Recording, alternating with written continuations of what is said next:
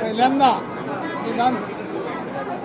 विधान भवनाच्या या सभागृहात, सर्वोच्च सभागृहात मी या ठिकाणी शपथ घेतलेली आहे। यावेळेस माझ्यासोबत माझी पत्नी, आई वडील, भाऊ व सर्व परिवार या ठिकाणी होता। अतिशय गर्वाने माझी ऊर या ठिकाणी भरून आलेला आहे की भारतीय जनता पक्षाच्या एका कार्यकर्त्याला पक्षाने या ठिकाणी संधी दिली आणि या ठिकाणी मला विधान परिषदेच्या या सर्वोच्च सभागृहात शपथ घेण्याची संधी मिळाली। त्याबद्दल पक्षाच्या सर्व श्रेष्ठींचं या ठिकाणी मनापासून मी आभार मानतो।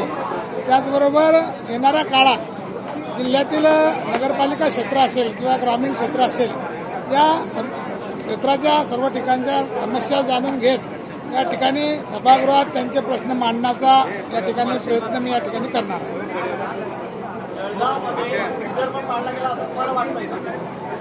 100% जळगावमध्ये युती धर्माचं पालन झालेलं आहे।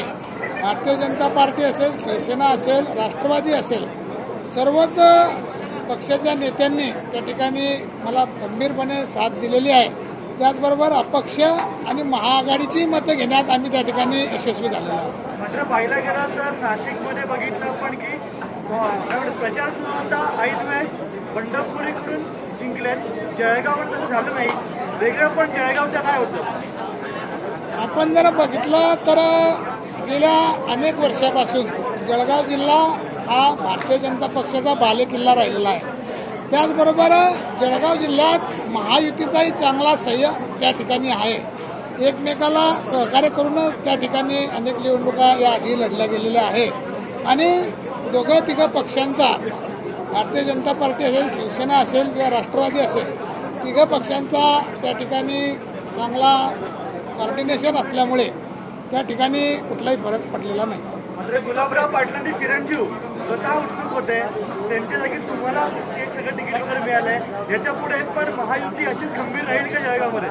बघा, जागा वाटप होत नाही तोपर्यंत उमेदवारी मागणं हा सर्वांचाच हक्क असतो, परंतु त्यानंतर एकदा वाटाघाटीमध्ये जागा भारतीय जनता पक्षाला आल्यामुळे त्या तिथे कुठलीच अडचण राहिलेली नव्हती।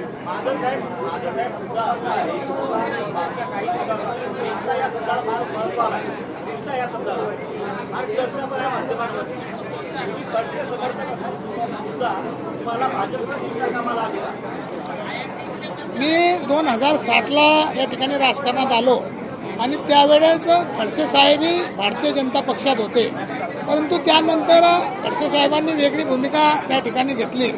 परंतु मी भारतीय जनता पक्ष सोडलेला नाही किंवा त्यानंतर माझ्यावर ज्या ज्या जबाबदाऱ्या आल्या त्या मी समर्थपणे पार पाडल्या आणि त्याचंच फळ म्हणून मला पक्षाने ही उमेदवारी दिलेली आहे। या ठिकाणी निष्ठेला खूप महत्त्व भारतीय जनता पक्षात आहे असं मला या ठिकाणी वाटतं।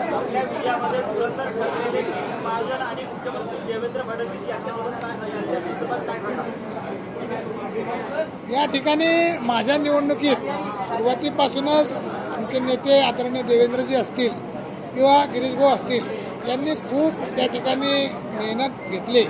देवेंद्रजींनी सर्व आमदार महोदयांशी या ठिकाणी चर्चा करून भारतीय जनता पक्षाच्या आमच्या उमेदवाराला त्या ठिकाणी आपण मदत करावी अशी त्यांनी चर्चा केली। त्याचबरोबर आदरणीय गिरीश भाऊंनी प्रत्येक बारीक बारीक गोष्टीवर लक्ष ठेवून त्या ठिकाणी खूप लक्ष त्या ठिकाणी दिल्यामुळे हा विजय झालेला आहे। खूप आनंदाचं वातावरण या ठिकाणी होतं, कारण मी एक साधारण शेतकरी कुटुंबातून त्या ठिकाणी येतो आणि गेल्या 20 वर्ष पार्टीचं काम करत असताना अनेक वेळा त्यांच्याकडे दुर्लक्ष झालं परिवाराकडे। त्यांनी त्यावेळेस कदाचित राग व्यक्त केला असेल, परंतु यावेळेस त्यांना असं वाटलं की यांच्या मेहनतीला या ठिकाणी फळ मिळालं, म्हणून सर्व परिवारामध्ये खूप आनंदाचा क्षण त्यावेळेस होता।